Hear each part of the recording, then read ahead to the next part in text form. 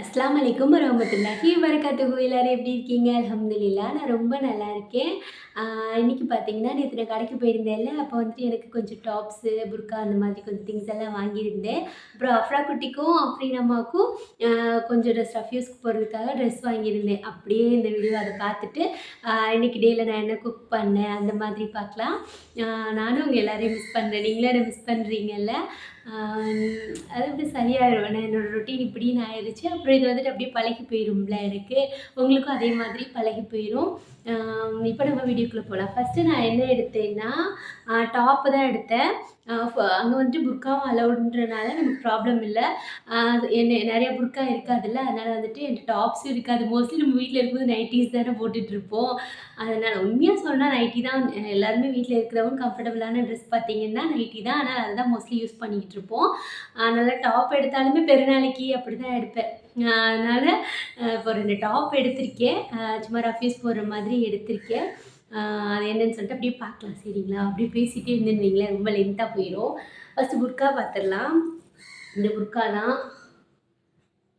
இது நான் அவ்வளோவா யூஸ் பண்ண மாட்டேன். ஏதாவது ஃபங்க்ஷன் போனால் யூஸ் பண்ணிக்கலான்னு. எனக்கு கலர் புர்கா அவ்வளோவா பிடிக்காது. எனக்கு பிடிச்சது பார்த்திங்கன்னா இந்த பிளாக் கலரு, அப்புறம் கொஞ்சம் டார்க்காக இருக்கிற கலர் போடுவேன். பட் அஃப்ரீனோட அத்தாக்கு பார்த்திங்கன்னா இந்த கலர் புர்காலாம் கொஞ்சம் இஷ்டம். சரி இது ஏதாவது ஃபங்க்ஷன் போகும்போது போட்டுக்கலான்னு சொல்லிட்டு இருக்கேன். எனக்கு கொஞ்சம் கலர் டிஃப்ரெண்ட்டாக இருக்கா, அதனால் நான் மோஸ்ட்லி இந்த மாதிரி பிளாக் தான் பார்த்திங்கன்னா நிறையா நான் யூஸ் பண்ணுவேன். அப்புறம் பார்த்திங்கன்னா நெக்ஸ்ட்டு நீங்கள் ஒன்று ஒன்றா காமிக்கிறேன். இந்த டாப்பு எனக்கு மோஸ்ட்லி இந்த மாதிரி கட்டு இருக்கிற டாப் வந்துட்டு பிடிக்குமா. அது பார்த்திங்கன்னா ஃபுல்லாக அப்படி இருக்கும். ஒரு மாதிரி இந்த மாதிரி கட்டு நான் ஷார்ட்ஸில் போடுறேன் தெளிவாக. நல்லா இருக்குல்ல. இந்த கலர் ஒன்று எடுத்தேன்.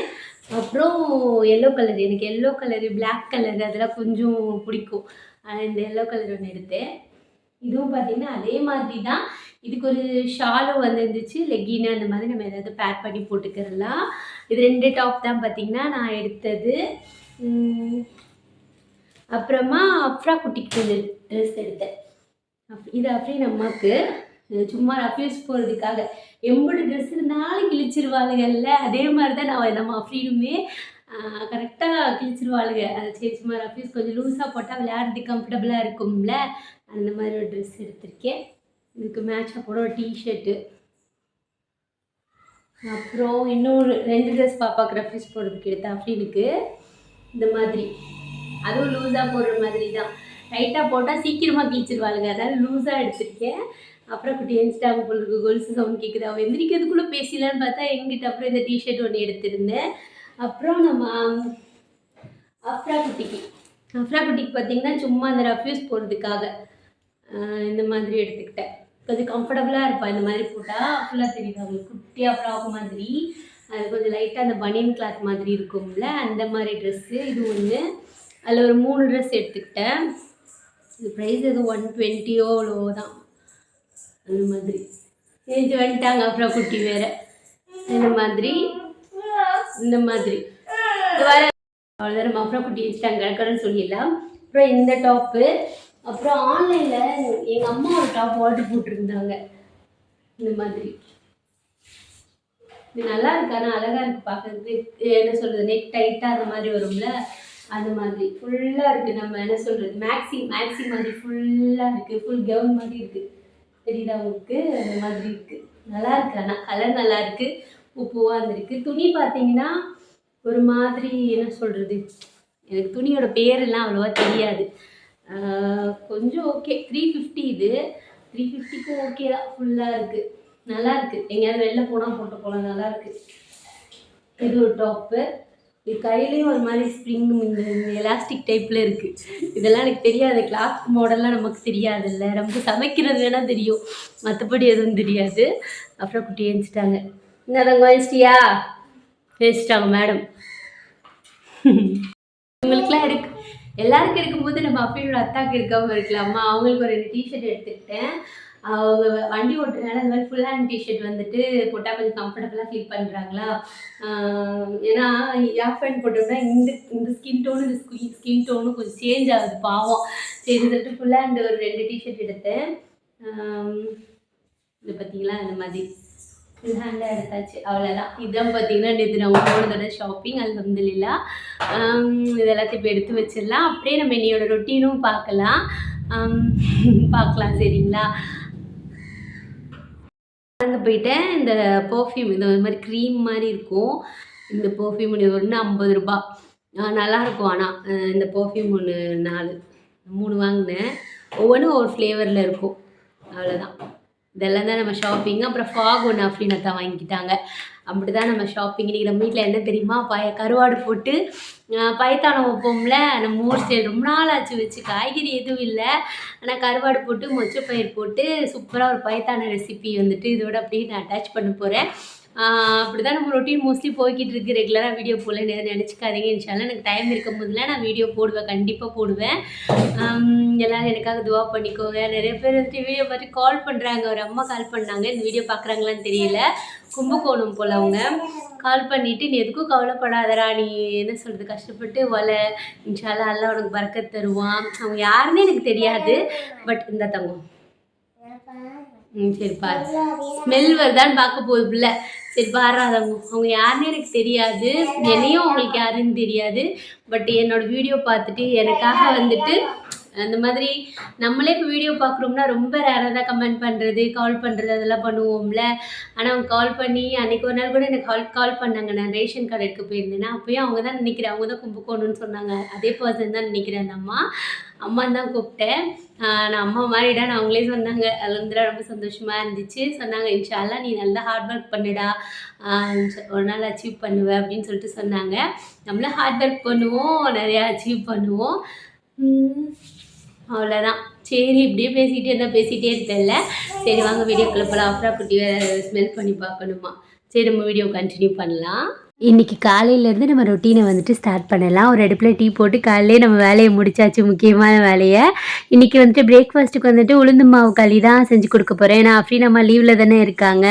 லீவ் டைமில் தான் பார்த்திங்கன்னா இந்த மாதிரி பிரேக்ஃபாஸ்ட்லாம் செஞ்சு கொடுக்க முடியுது. உளுந்து மாவு போட்டுட்டு உப்பு போட்டுட்டு தண்ணி ஊற்றி நல்லா கட்டி இல்லாமல் கரைச்சிட்டு தான் நான் எப்போயுமே முன்னாடி இருந்து பார்க்குறீங்கன்னா தெரியும், களி அப்படி தான் செய்வேன். சில பேர் நல்லா தண்ணி கோச்சதுக்கப்புறமா மாவு ஆட் பண்ணி கிண்டுவாங்க. அஃப்ரீனுக்கு வந்துட்டு உளுந்து களியை விட அரிசி மாவு களி தான் பிடிக்குமே. அரிசி மாவு களினா நம்ம இடியாப்ப மாவு இருக்கும்ல, அதுலேயும் களி செய்வாங்க. அந்த களி டேஸ்ட்டாக இருக்கும்ல, அதனால் அதை சாப்பிட்டுக்குருவேன். ஆனால் இதுதான் ஹெல்தி, இதுவுமே ரொம்ப டேஸ்ட்டாக இருக்கும். இதோட ரெசிபிலாம் நான் ஆல்ரெடி அப்லோட் பண்ணியிருக்கேன். புதுசாக பார்க்குறீங்கன்னா நான் இப்போயும் சொல்கிறேன். 1/2 கிலோ உளுந்துனா சில பேர் 1/2 கிலோ பச்சரிசி ஆட் பண்ணுவாங்க. நான் 3/4 கிலோ உளுந்து 1/4 கிலோ பச்சரிசி ஆட் பண்ணிக்கிடுவேன். ஏன்னா உளுந்தோட பெனிஃபிட் அதிகமாக இருக்கட்டும்னு சொல்லிட்டு. களியும் பார்த்தீங்கன்னா கட்டி இல்லாமல் சூப்பராக ரெடி ஆயிடுச்சு. இப்போ நம்ம அஃப்ரா குட்டி அஃப்ரீன் நம்ம 2 பேருக்கும் ஊட்டி விட்டுற வேண்டியது தான். நடுவில் ஜலக்குன்னு சவுண்ட் கேட்குதா. நம்ம அஃப்ரா குட்டி பக்கத்தில் உட்காந்து காலை ஆட்டிக்கிட்டு இருக்காங்க மேடமு. காலையில் எழுந்திரிச்சோடனே இந்த பிஸ்கெட் சாப்பிட்ற பழக்கத்தை விடவே மாட்டேங்கிறா. ஆனால் பிஸ்கெட் கொடுக்கக்கூடாது, ஆல்ரெடி அவளுக்கு வேறு கொஞ்சம் டாய்லெட் போகிற ப்ராப்ளம் இருக்கா. அதை எப்படியாச்சும் மறக்க வைக்கணும், இல்லைன்னா அழுகிறா. அல்ஹம்துலில்லாஹ் சொல்கிறா, இதெல்லாம் சொல்லிட்டாங்க மேடம்.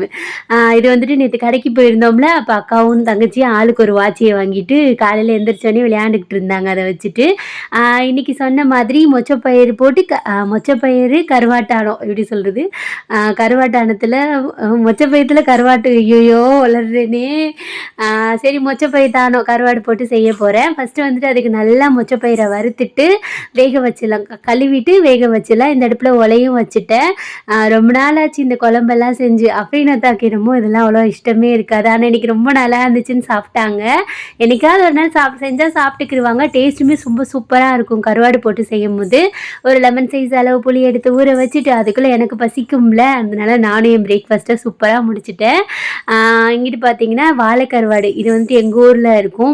முள்ளாக தான் இருக்கும். ஆனால் இந்த குழம்புல போடும்போது குழம்பு நல்லா டேஸ்ட்டாக இருக்கும். இதை வந்துட்டு நல்லா வாஷ் பண்ணிடலாம். சில பேர் சுடு தண்ணியில் வாஷ் பண்ணுவாங்க, நான் பச்சை தண்ணியிலே வாஷ் பண்ணிடுவேன். கொஞ்சம் நேரம் ஊற வச்சுட்டு அப்புறமா வாஷ் பண்ணிடுவேன். இங்கிட்டு உலையும் குதிச்சிட்ருக்கு. இங்கே ஒரு அடுப்பில் பார்த்திங்கன்னா பயரும் வெந்துட்டுருக்கு. பயர் நல்லா வெந்ததுக்கப்புறமா அடுப்பை ஆஃப் பண்ணிடலாம். உங்கள் குக்கர் எப்படி விசில் விடுமோ அது தகுந்த மாதிரி வேக வச்சுக்கோங்க. கருவாடி நல்லா கழுவிட்டு வந்துட்டு அதுக்குள்ளே தேவையான பொருளெல்லாம் கட் பண்ணியும் வச்சாச்சு. இப்போ கடாயில் எண்ணெய் ஊற்றிட்டு கருவாடை தான் ஃபஸ்ட்டு நல்லா கரைகிற அளவுக்கு வறுத்து எடுத்துக்கிறணும். ஃபஸ்ட்டு கருவாடை ஆட் பண்ணிக்கிறலாம்.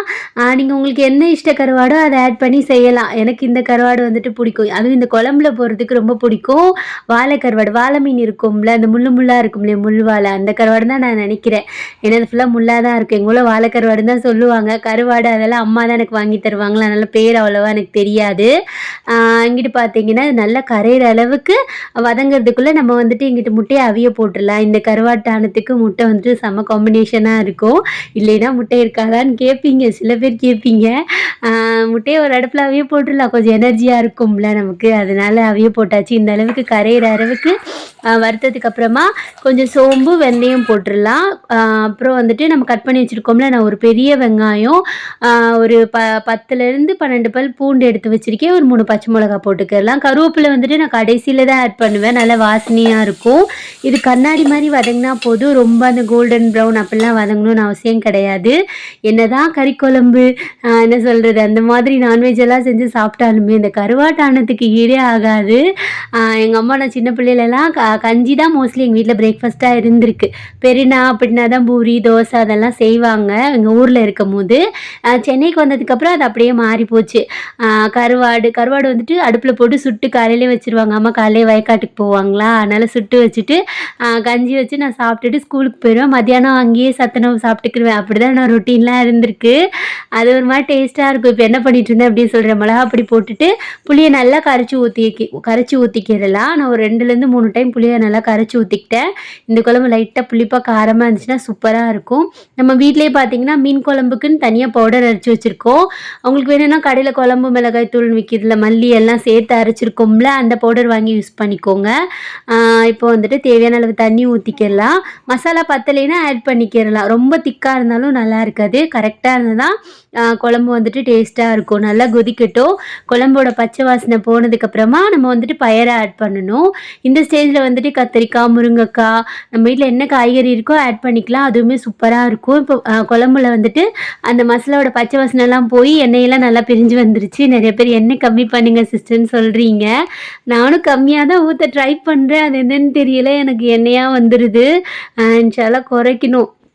ஒவ்வொரு டைமுமே நான் எண்ணெய் ஊற்றும் போது யோசிப்பேன், நம்ம கம்மியாக ஊற்றுறோமா அதிகமாக ஊற்றுறோமான்னு. அந்த எண்ணெயோட குவான்டிட்டி மட்டும் எனக்கு அவ்வளோ வரமாட்டேங்குது. இப்போ நல்லா அந்த கார்னர்லாம் தண்ணி ஊற்றி இது பண்ணுவேன்ல, எப்போயும் அதே மாதிரி இது பண்ணி விட்டோன்னா இன்னும் எண்ணெய் நல்லா படர்ந்து வந்துடும். அப்புறம் கொத்தமல்லி கருவேப்பிலை போட்டுடலாம். சூப்பராக இருந்துச்சு குழம்பு.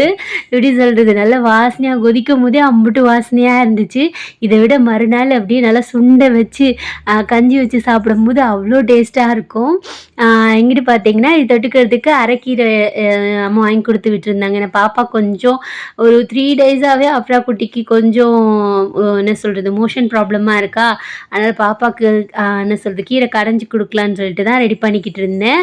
அதில் கொஞ்சமாக பூண்டு, ஒரே ஒரு தக்காளி போட்டுக்கிட்டேன். தக்காளி பின்னாடி கட் பண்ணிவிட்டு அப்படியே ஆட் பண்ணிட வேண்டியது தான். இவ்வளோ தான் நான் சேர்ப்பேன். அதுவே தண்ணி விடும், கீரையில் தண்ணி விடும்ல, அது பாட்டுக்கு வெந்துக்கிட்டு இருக்கணும். அடுப்பை லோ ஃப்ளேமில் வச்சிட்டோம்னா அது பாட்டுக்கு வெந்துட்டு இருக்கும்.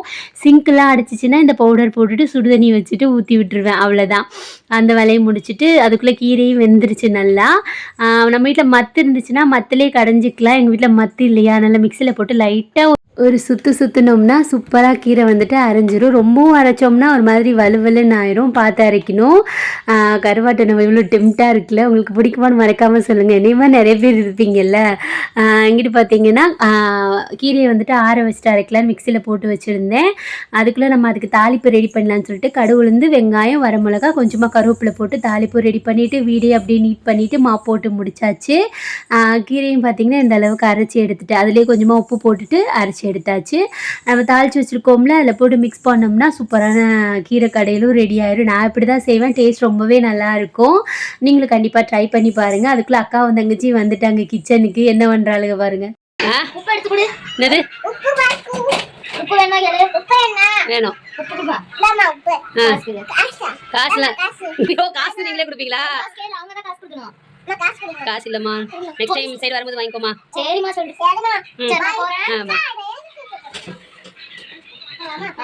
வேற வீட்டுக்கு போறீங்களா? பாய் வீட்டுக்கா? எந்த பாய் வீட்டுக்கு? நம்ம சின்ன பிள்ளையில 90s கிட்ஸாக இருக்கிற எல்லாருக்கும் தெரியும். உப்பு உப்பு விளையாடுவோம்ல. எங்கள் ஊர்லலாம் விளையாண்டுருக்கோம். அதே அஃப்ரா குட்டி நம்ம விளையாண்டுட்டு இருந்தாங்க. அப்படியே நான் வீடெல்லாம் நீட் பண்ணி முடிச்சுட்டு, அந்த கருவாடு வாசனை போகிறதுக்காக கொஞ்சம் சாம்பிராணி கொளுத்தி விட்டுட்டேன். இதெல்லாம் இப்போ நம்ம எடுத்து வைக்கணும். அப்படியே நம்ம ஈவினிங் ரொட்டீனையும் கன்டினியூ பண்ணிக்கிறலாம். பெட் கவர் பார்த்தீங்கன்னா, காலையில வாஷ் பண்ணி போட்டுட்டேன்னா, அதனால் ஈவினிங் பெட் கவர் போட்டுடலான்னு சொல்லிட்டு இருக்கேன். நம்ம குட்டி மேடம் பாருங்க, இங்கிட்டு அங்கிட்டு லாவிக்கிட்டு இருக்காங்க. அவங்களுக்கு கொய்யாப்பழம் வந்துட்டு குட்டி குட்டியாக கட் பண்ணி கொடுக்கணுமா, அவங்க அத்தா அப்படி தான் கட் பண்ணி தருவாங்களாம் அப்படின்னு சொல்லிக்கிட்டு இருந்தா. சரி நம்ம டீயை குடிச்சிட்டு கொஞ்சம் பிரிஸ்க் ஆகிட்டு எல்லா வேலையும் ஸ்டார்ட் பண்ணலான்னு சொல்லிட்டு ஃபஸ்ட்டு டீயை போட்டு குடிச்சிட்டேன். இந்த அடுப்பில் பார்த்தீங்கன்னா ஆனத்தை சூடு பண்ணி வச்சுட்டு கிச்சனில் அவ்வளோவா எந்த வேலையும் இல்லை. இது வந்து மேல் வீட்டு அக்கா அவங்க வீட்டில் ஏதோ ஸ்பெஷலாக செஞ்சாங்க போல் இருக்குது, அதை கொஞ்சம் கொடுத்து விட்டுருந்தாங்க. அதையும் அப்படியே சூடு பண்ணி வச்சுட்டு பாப்பாக்கும் பார்த்தீங்கன்னா கொய்யா பழத்தை வந்துட்டு குட்டி குட்டியாக அந்த மாதிரி கட் பண்ணி கேட்டாங்க மேடம்.